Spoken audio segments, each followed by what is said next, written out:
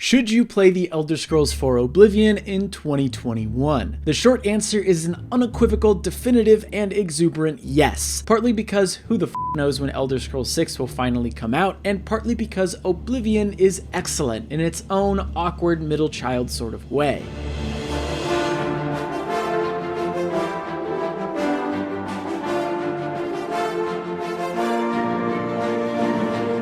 You don't have to look far to find Oblivion's blemishes, but if you can look past them, there's an imaginative, ambitious fantasy adventure that in many ways Bethesda hasn't been able to replicate since. Also, the voice acting is impeccable. I'm talking amazing. Stop!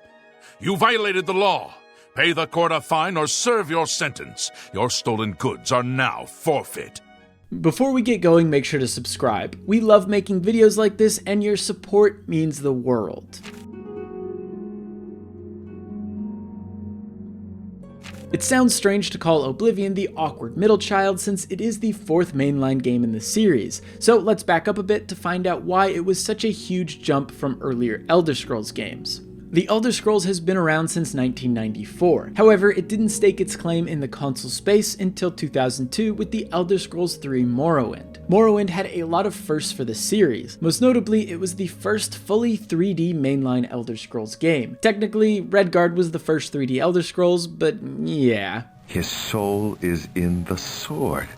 Morrowind laid the groundwork for every single subsequent Bethesda RPG. Rather than creating a sprawling open world, Todd Howard, yes, I was in the chess club, and the gang opted to create a smaller, more focused world that still gave players an immense amount of freedom. So yes, Morrowind was kind of a big deal. Now, if you've played any modern Bethesda RPG, you're probably thinking that all of them have massive sprawling open worlds, but let me put this in context. Morrowind had a world space of roughly 16 kilometers. The Elder Scrolls II Daggerfall had an incomprehensible world space of 161,000 kilometers, or something like that. Bethesda claimed it was about the size of Great Britain. Granted, a majority of it was procedurally generated. Morrowind's smaller size allowed Bethesda to create a richer RPG experience with a more consistent and meaningful design that thoughtfully rewarded exploration. Morrowind wasn't perfect though. The combat needed work, the towns felt a bit lifeless, and some aspects were needlessly complicated. 4 years later, in 2006, Bethesda followed it up with the Elder Scrolls IV Oblivion for Xbox 360 and PC. It came to PS3 a year later. On paper, Oblivion addresses many of the issues people had with Morrowind. It had a more focused plot, the AI was much more dynamic, the combat was more balanced and approachable, and it looked a hell of a lot better. However, many of those improvements came with their own downsides. Sure, the AI was more dynamic, but it was far from perfect.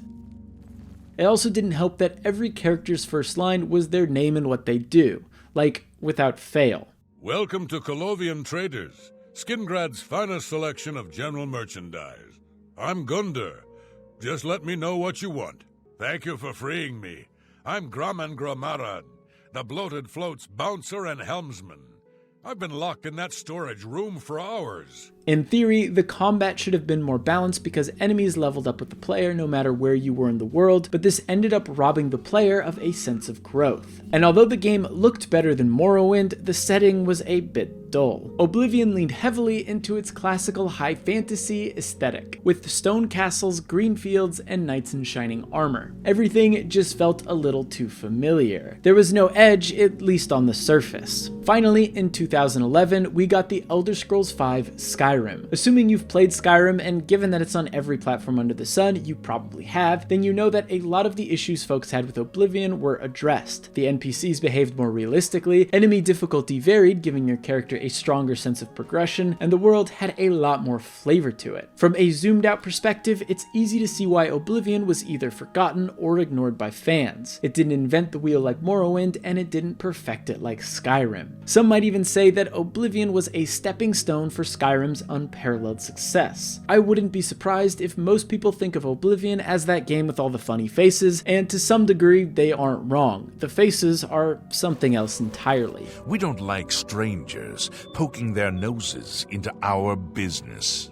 So then why is it worth revisiting The Elder Scrolls IV Oblivion 15 years later when you can just play Skyrim? Hell, if you wait long enough, you can just play Skyblivion, which aims to bring Oblivion to Skyrim's engine. If that's something that sounds cool to you, be sure to check out my video on Skyblivion after this. But I think there's a sadistic charm, both intentional and unintentional, that's unique to Oblivion. There's an odd duality to it all. On one hand, you have this colorful RPG with happy-looking elves and cat people, and then you travel to hell to stop a satanic cult trying to eradicate the mortal plane. It's difficult to pinpoint, but this feeling radiates from everything you see and permeates into everything you do. This Undercroft is, well, quite cursed. Any desecration will cause my ancestors to rise from their graves and defend their resting place. I can hear them coming as we speak. You must protect me. Escort me to the Grey Mare where I can buy passage out of Coral.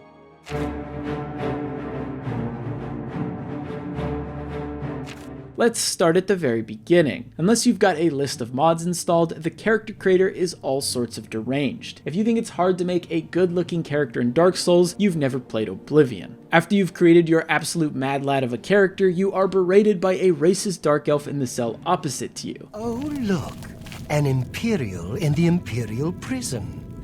I guess they don't play favorites, huh?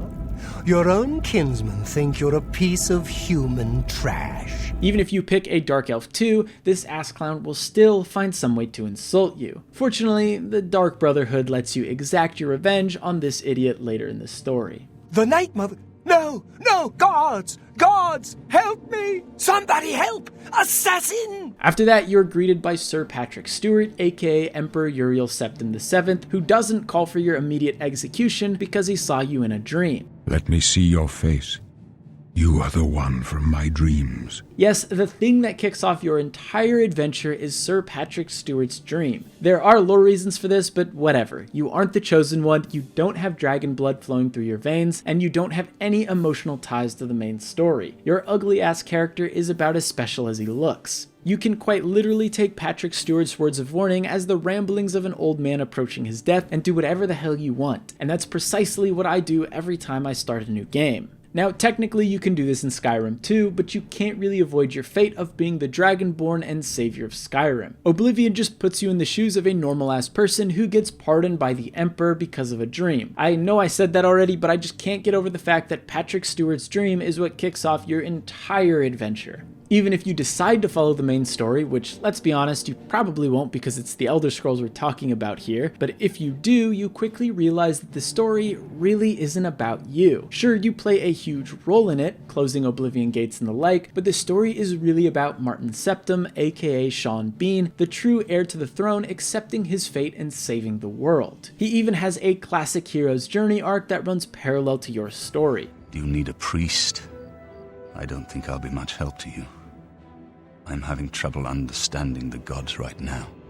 If all this is part of a divine plan, I'm not sure I want to have anything to do with it. You are more or less a glorified errand boy for His Royal Highness. I get why Skyrim didn't revisit this theme. The world is created for the player after all, and the player should feel important in that world, especially as they kill more dragons and complete more quests. However, because of this, I found role-playing a character much more interesting in Oblivion. Because my character is in no way directly tied to the fate of the world, I can be who I want to be and do what I want to do. I don't have that save the world guilt that I did in Skyrim. The way I see it, as long as you deliver the Amulet of Kings to Joffrey, you can walk away from the whole situation, and another nameless adventurer can step in and take your place while you steal from the rich, or become the champion of the arena. Eventually, you will become the well-known hero, but it's largely due to your actions and not your fate or destiny. This not only helps ground the player in the world, but it makes it all the more satisfying when you do become the famous hero of Cyrodiil. Believe me, it was no picnic.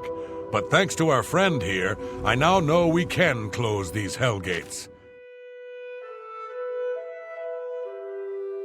Now, the world in Oblivion is created for the player as well, obviously, but there are a lot of small things in Oblivion that feed into the player's sense of insignificance in the world. A big one for me is dungeon design. Oblivion's dungeons are baffling in 2021. By today's standards, and maybe even by 2006 standards, many of them are pretty poorly designed. They can be meandering, they typically don't have a clear endpoint, sometimes there isn't even worthwhile loot at the end, and they rarely have a shortcut that takes you back to the entrance. On paper, this is bad level design. There's really no getting around that fact.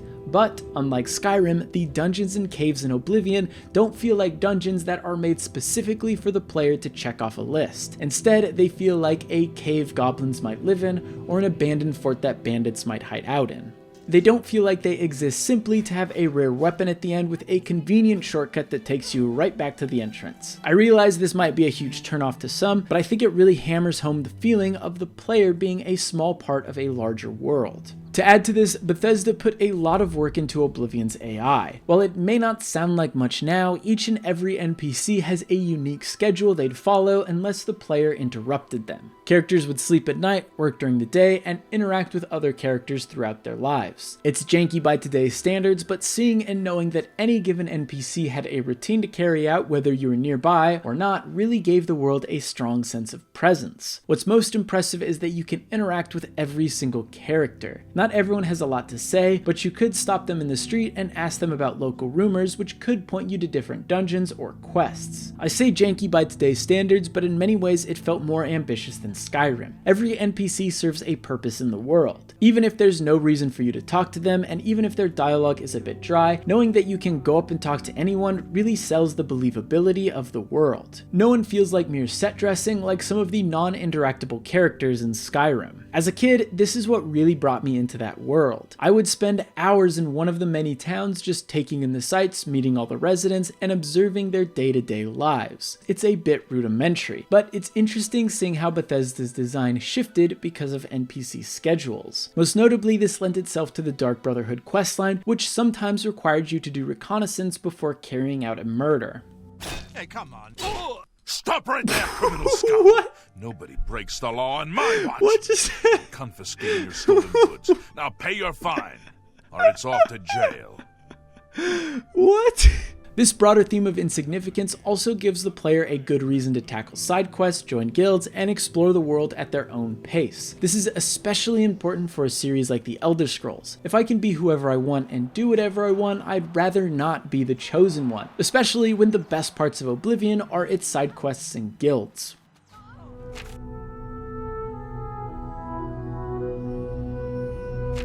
If you take anything away from this video, then let it be this. The biggest reason to give Oblivion a crack in 2021 are its side quests. Talk to Dirham in the inn.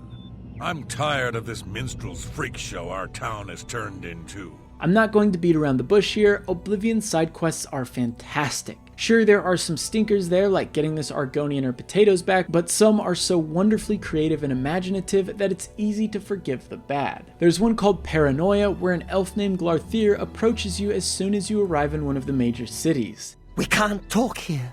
Too public. Meet me behind the great chapel at midnight. Don't let anyone follow you. I'll make it worth your while. When you meet him, he asks you to follow a few townsfolk he thinks are spying on him. You can either follow through on his plan or turn him into the guards at any step along the way. What you do and what info you give him affects the trajectory of the quest and how much gold you can squeeze out of him. A major part of Paranoia is following around NPCs to see if they are doing anything suspicious. Spoilers, they aren't, but it's a brilliant little introduction to NPC schedules. As a kid, I meticulously followed every single person on Glarthir's list just to see how the world operated. There's another wonderful little quest called Where the Spirits Have Leased that is more or less a haunted house story nestled right into Oblivion. There's an intriguing setup and a worthwhile twist. Full disclosure, this quest terrified me as a kid, but I always pushed through it because I knew the reward was always worth the trouble. We can't forget the quest simply titled Sheogorath either, which lets you team up with the Daedric Prince of Madness to trick an entire village into thinking the world is ending. There's even a part where flaming dogs fall from the sky. It's a must-see quest for sure. Or The Dark Cloud over Hactor, which is basically a Wicker Man-like story in the Elder Scrolls universe. Don't push your luck, stranger. Plenty of folks have turned up dead after asking questions like that. Honestly, even today, I'm still impressed by how absurd and creative some of these side quests are. I could go on and on about them, but I also think it's worth mentioning the guild quests in Oblivion, particularly the Dark Brotherhood. This guild questline will send you to all corners of the map murdering people in clever ways. One highlight is the side quest called Whodunit, which is basically a murder mystery where you are the murderer at a house party. You could just murder all the guests outright, but that wouldn't be as fun, now would it? Going back to what I said before, I think the reason why I remember Oblivion so fondly is that everything feels a bit off. Some of it's intentional, like the twisted undercurrent to many of the side quests, while some of it isn't, like the character models and the poor dungeon design. But I think even today, those disparate and varied parts paint a picture of an ambitious game filled to the seams with new and interesting ideas that Bethesda never really explored again. Underneath that conventional fantasy setting is an experience that always keeps you guessing. Sometimes it's moments like, is this excursion into a cave going to be worthwhile? While other times you might find yourself stranded out at sea because you rented a room in the wrong hotel. Don't get me wrong, Skyrim has moments like this too, but Oblivion surprised me in ways Skyrim never managed to. Maybe it's because Todd, yes, I was in the chess club, Howard and the team at Bethesda were still experimenting with their flagship RPG series, or maybe the team itself looked very different back then, but Oblivion just had an ambitious innocence to it that led to some wonderfully memorable moments in a seemingly familiar world. Sure, a lot of my passion for Oblivion is fueled by an ambiguous, intangible sense of nostalgia, like stepping out of the prison sewers for the first time, or hearing the music swell as you explore the green hills of the Heartlands, or your first encounter with the Dark Brotherhood. But I think, even today, it's worth giving Oblivion a shot for the many stories it holds. And because it will probably be another half-decade before we hear more about the Elder Scrolls 6. Anyway, what are some of your favorite memories in Oblivion? Let me know in the comments below, and as always, thank you so much for watching. By Azura, by Azura, by Azura! It's the Grand Champion! I can't believe it's you standing here next to me. Ah!